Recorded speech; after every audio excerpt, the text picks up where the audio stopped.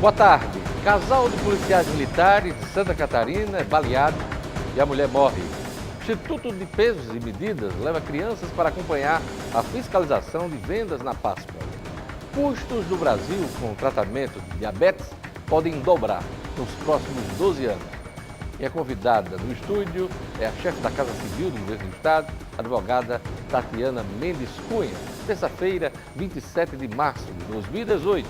Eu sou o Diógenes Dantas. O RN Acontece está conversando.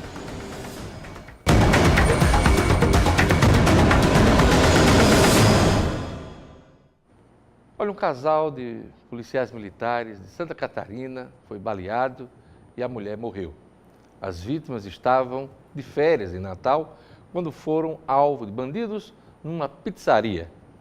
Um vídeo divulgado pela Polícia Civil agora pela manhã mostra o momento em que os dois criminosos fugiram após atirarem no casal que estava numa pizzaria da Zona Norte de Natal. Nas imagens é possível ver um dos criminosos correndo com uma arma de fogo na mão. Segundo a Polícia Militar, os bandidos atiraram 2 vezes no sargento Marcos Paulo da Cruz, de 43 anos, e 1 vez no peito da soldado Caroline Pletich, de 32 anos. Os dois foram socorridos ao hospital, mas a mulher não resistiu aos ferimentos e morreu. As investigações estão a cargo da DHPP, que é a Delegacia Especializada de Homicídios e Proteção à Pessoa. Em nota, a Secretaria de Segurança Pública do Estado lamentou o caso e afirmou que o crime não ficará impune. Olha, esse tipo de notícia é muito ruim para o destino turístico Natal, Rio Grande do Norte. Um casal jovem, profissionais do setor da segurança pública, é vítima de roubo seguido de morte.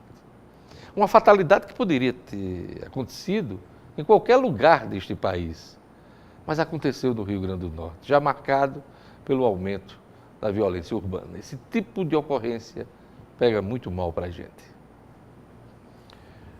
Olha, o Instituto de Pesos e Medidas promoveu uma ação diferente. Levou crianças para acompanhar a fiscalização de vendas na Páscoa.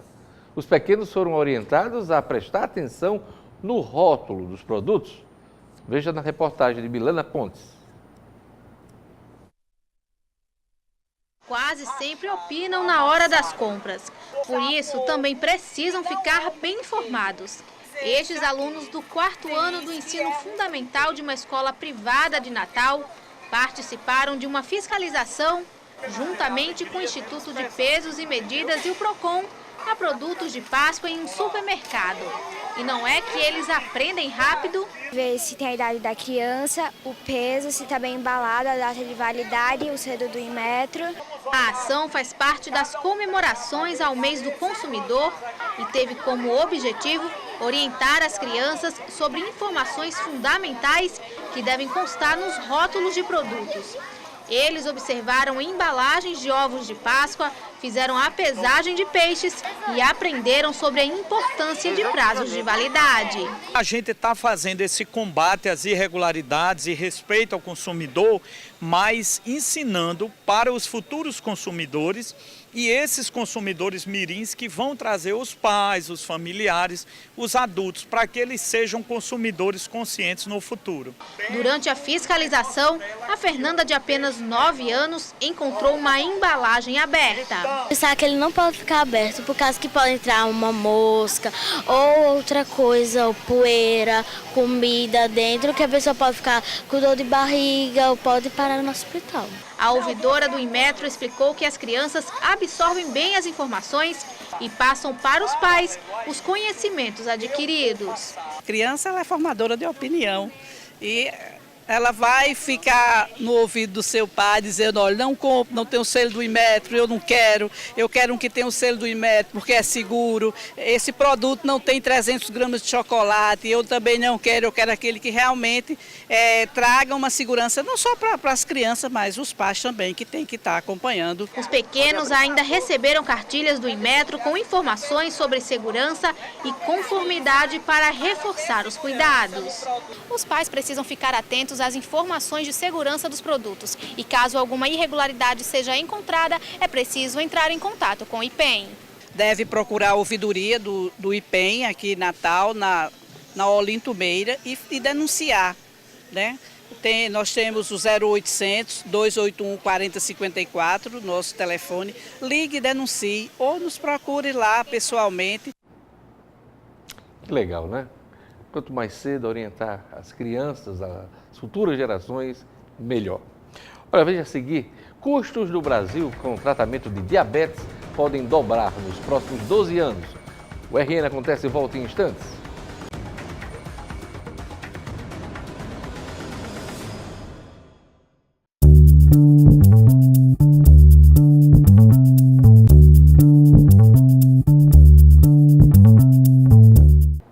Os custos do Brasil com tratamento de diabetes podem dobrar nos próximos 12 anos.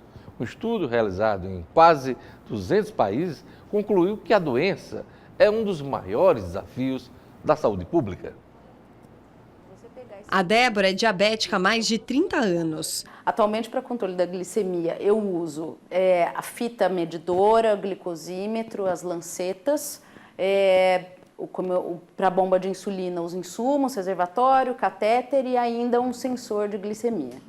Ela consegue quase 100% dos insumos e dos medicamentos pelo SUS, mas se fosse pagar do próprio bolso, gastaria quase R$3.000 por mês. Essa é uma doença crônica e acontece quando o pâncreas não produz a insulina, o hormônio que regula a glicose no sangue. O diabetes tipo 1, como é o caso da Débora, é minoria hoje no Brasil. A grande preocupação diz respeito ao aumento do tipo 2, aquele que é desenvolvido a partir da predisposição genética, da idade e principalmente dos maus hábitos de vida. O país tem hoje cerca de 14 milhões de diabéticos, sendo que mais da metade nem sabe que tem a doença. Um estudo realizado no Reino Unido mostra que os gastos do nosso país com este problema chegam a 190 bilhões de reais por ano e podem dobrar até 2030. O cálculo leva em consideração as despesas com o tratamento médico e os impactos na atividade econômica, gerados pela perda de produtividade dos trabalhadores e pelas mortes prematuras causadas pela doença. Então, o diabetes, ela vai silenciosa por muito tempo, mas na hora que começa a se manifestar por conta de uma consequência, ela é muito severa e muito custosa para o indivíduo, um custo emocional, um custo pessoal e para o governo, um custo real em bilhões de dólares. As principais complicações do diabetes são cegueira, insuficiência renal, infarto e derrame, além da amputação de partes do corpo. O avanço da doença está diretamente relacionado ao ganho de peso e, por isso, segundo os especialistas, a principal arma para enfrentar o problema são políticas públicas que combatam a obesidade. Se a gente tiver uma alimentação saudável e a prática de atividades físicas frequentes, isso vai poder prevenir o diabetes até em 70% das vezes. Olha, vocês viram na reportagem, hein? O gasto do Brasil com diabetes passa dos 190 bilhões de reais em valores de hoje. Para efeito comparativo, isso dá mais de 6 vezes o que se gasta com o Bolsa Família. Em 2030, como também a reportagem mostrou, esse gasto pode ultrapassar 400 bilhões de reais. É muito dinheiro. É preciso cuidar da saúde. O diabetes é uma doença silenciosa que pode afetar o coração, olhos, rins, nervos, entre outros órgãos. E o mais importante, pode matar.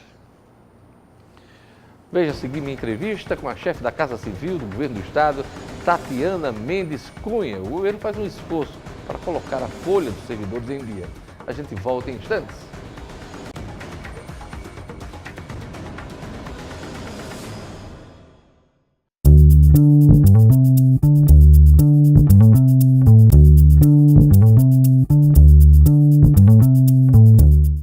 Desde janeiro do ano passado, o governo estadual tem dificuldades para pagar a folha dos servidores em dia. O esforço aumentou nesse início de 2018, quando a crise financeira se agravou. A falta de um calendário, do atraso no 13º, deixaram muitos servidores na bronca. Minha convidada hoje é a chefe da Casa Civil, Tatiana Mendes Cunha, que tem participado diretamente das negociações com as categorias. Boa tarde, secretária. Boa tarde, Diógenes. Boa tarde ao telespectador. É sempre um prazer estar aqui com você. Como estamos nessa história da folha servidor? O que é que o governo tem a dizer hoje aos servidores, de uma maneira geral? Esse mês nós conseguimos novamente colocar o mês anterior dentro do mês seguinte, né? Então nós já pagamos 87% dos servidores até o dia 10. Os servidores da folha de fevereiro, né? Exato. Nós pagamos um valor linear de R$4.000 e estamos nos preparando para, no dia 30, pagar o restante da folha. Inclusive, embora seja ponto facultativo no Estado, na quinta-feira, a Secretaria de Planejamento vai trabalhar intensamente para cumprir o compromisso do governador. Olha, um compromisso assumido, né, publicamente, nas entrevistas que ele tem concedido, inclusive aqui, a URN acontece.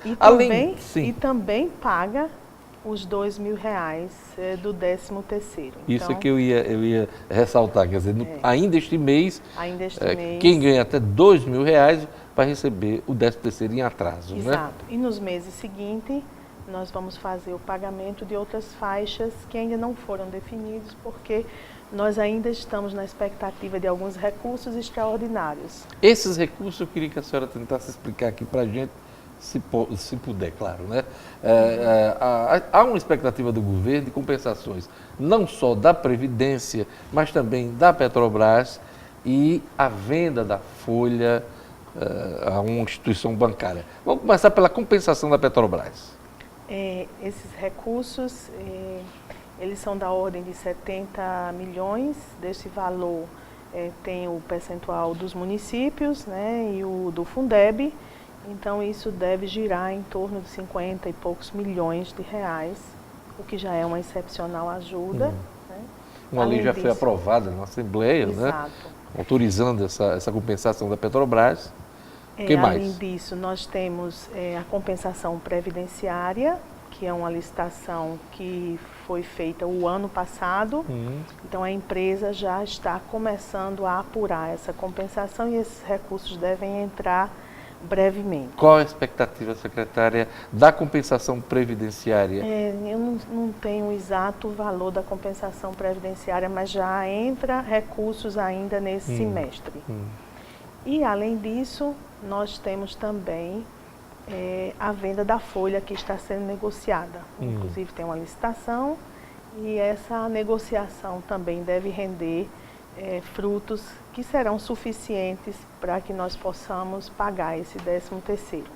É isso aí. E não só isso, né? Tentar resolver os compromissos deste ano, da execução orçamentária deste ano. Né? E colocar a folha em dia. Né? Então, o governador Robson Faria e o deputado Fábio Faria têm trabalhado intensamente para conseguir recursos extraordinários, tanto para a saúde como para a segurança.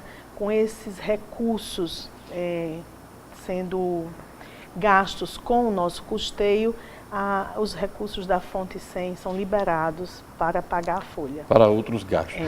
O governo suspendeu a análise dos empréstimos, os empréstimos que estavam encaminhados, não só junto ao Banco do Brasil, mas à Caixa Econômica? Não, nós temos dois impasses em relação a esses empréstimos que estamos trabalhando para vencer. O primeiro deles é a certidão do Tribunal de Contas do Estado, que veda a emissão dessa certidão porque entende que o nosso relatório de gestão fiscal deve apontar um percentual acima do limite legal com despesa de pessoal. E o segundo impasse é a própria avaliação do Tesouro, de que nós temos capacidade de endividamento, mas que não temos capacidade de pagamento. Uma coisa é a capacidade de endividamento, a outra é a financeira, a de assumir débitos diante até de atrasos da folha de servidores. Mas né? nós estamos fazendo um trabalho junto ao Tesouro, 2 missões já estiveram aqui para mostrar que nós temos sim capacidade de pagamento. Talvez, e tentar reverter essa decisão, essa suspensão que está pairando sobre o estado. Essa suspensão vai até junho, se eu não me engano, junho ou julho, até meados do ano, até meados né? do ano. Né? E é isso que o governo tenta reverter. Tenta reverter. Inclusive, comparando com uma situação semelhante ao do estado do Piauí, né? Exatamente. Se eu não me engano, isso que foi tem até... obtido recursos, apesar de uma situação muito parecida com a nossa. O governo e a UFRN estão estudando uma parceria para a área da saúde pública. Isso passou pela sua mesa nas últimas semanas, né? Nós temos um equipamento novo, construído pelo governo com recursos do Banco Mundial. Esse equipamento vai permitir a realização de muitos exames que hoje são realizados nos entes terceirizados, na rede privada, e o que o governo estuda é a possibilidade de uma parceria com o UFRN para que ele possa fazer esses exames. Essa parceria está encaminhada já? Não, essa parceria está em estudo. Em estudo, porque nós precisamos de recursos humanos. Esse domingo, né, a Secretaria de Saúde realizou a primeira fase do concurso público para efetivos. Nós já tínhamos a contratação temporária divulgada uma quantidade de servidores temporários. Agora nós estamos fazendo concurso para servidores efetivos. Mas, muitos, inclusive, se aposentaram, né, nos últimos anos por conta dessa coisa da reforma da Previdência. O receio da reforma da Previdência faz com que muitos servidores se afastem do serviço público. E não é só na saúde, no estado inteiro, né, as pessoas Mas estão... a saúde estava sofrendo muito. Com a ausência desses profissionais, né? Com esse concurso, nós conseguimos superar um pouco da crise, né, de RH, de recursos humanos na CESAP. Mas não é o suficiente para que nós possamos enviar servidores para novos equipamentos. Então, precisamos solucionar um problema do instituto que está sendo criado de citopatologia e precisamos também resolver quem vai trabalhar e qual a forma de gestão do hospital que nós estamos construindo em Mossoró. É um equipamento enorme, né, de grande valor e que precisa de RH. Oxalá tudo dê certo, né? Mas vai dar. Tatiana, eu queria lhe perguntar sobre a segurança hídrica do Estado, né? O governo do Estado renovou, se eu não me engano, pela 10ª vez. Pela 10ª vez o decreto de emergência, é verdade. Né? Em quase todos os municípios do Rio Grande do Norte, 157 municípios, aliás, são 153, são 167 municípios, nós renovamos em 153 municípios. Exatamente, né? Esse é o número. E a senhora andou pelo Estado visitando os principais reservatórios. Na sua avaliação, como é que está essa situação? Na minha avaliação, a situação é crítica, né? Embora se tenha noticiado muito as chuvas, a nossa realidade não mudou. Dos 47 reservatórios que são monitorados pelo IGARNE, 19 estão em volume morto e 14 já secaram. Armando Ribeiro, que havia recuperado um pouco da sua capacidade por causa das chuvas, né, desse mês passado. Estava no volume morto, né, Tatiana? Voltou ao volume morto. Voltou de novo? Voltou ao volume morto. Saiu e voltou. Né? Então a situação é preocupante. A CAERN tem feito um maravilhoso trabalho de ajudar a solucionar o problema da distribuição, porque, na verdade, a CAERN tem a obrigação de distribuir quando existe o manancial, quando existe o reservatório, mas ela tem feito um belíssimo trabalho de buscar a água, né? Então agora o governo vai inaugurar nos próximos dias uma adutora do Complexo Jerônimo Rosado, que vai buscar a água num outro ponto da Armando Ribeiro, que é o lago, onde ainda existe uma boa reserva, para garantir o abastecimento de 30% da cidade de Mossoró e da cidade de Açu. Aí eu lhe pergunto, essa captação na Armando Ribeiro não vai piorar mais ainda a situação do reservatório, o reservatório que está em volume morto? Não, essa parte do reservatório que chamam lago tem bastante água ainda. Então, assim, nós estamos buscando a água onde ela existe, claro, né? Claro. E a prioridade, claro, é o abastecimento da população. Torcendo, né? muito para que chova, né? Fora isso, a Operação Vertente vai para a sua terceira fase. Nós já preparamos o plano detalhado de resposta. Na primeira fase da Operação Vertente, em 2016, nós gastamos 4 milhões de reais. É um recurso que vem do Ministério da Integração. Em 2017, nós gastamos 12 milhões de reais. E a nossa expectativa para 2018 é que nós tenhamos essa alternativa, o carro-pipa, né, através da Operação Vertente, disponível para a população. A realidade é que não nos livramos dos efeitos duros da estiagem, né? Não. Que as expectativas estejam erradas, né, e que chova bastante, mas nós vamos ter uma situação muito preocupante no ano 2018, né, e precisamos de todo o apoio que nós pudermos do governo federal. No início desse governo, o Grupo de Segurança Hídrica, que é coordenado hoje pelo Gabinete Civil, elaborou um plano emergencial, nós já falamos disso algumas vezes. Esse plano, se ele tivesse sido executado, nós não estaríamos na situação que nós estamos hoje, né? Porque o problema é, de fato, que o governo do estado não tem recursos para fazer isso. Né? E como é que estão os convênios, o dinheiro que tem chegado do governo federal? Nós só temos recebido recursos para a Operação Vertente. Na verdade, precisamos que os técnicos em Brasília compreendam que os nossos mananciais não estão aqueles que estão no Google, né? Então, nós não temos mais reservatórios com água. É preciso até que o Google vá lá e atualize, né, os dados e as imagens. É verdade. Né? É isso aí. Eu queria agradecer a presença da secretária-chefe da Casa Civil, Tatiana Mendes Cunha, que falou aqui sobre folha de servidores, falou também sobre os empréstimos do governo, em análise, prestação de Petrobras, da Previdência. Obrigado, Tatiana, por sua presença aqui no nosso programa. Muito obrigada, Diógenes, a você pelo espaço. É isso aí. Olha, o RN Acontece vai ficando por aqui. Obrigado pela audiência. Siga com a programação da Band Natal. Veja a reprise do programa do portal nominuto.com. Eu volto amanhã. Até lá.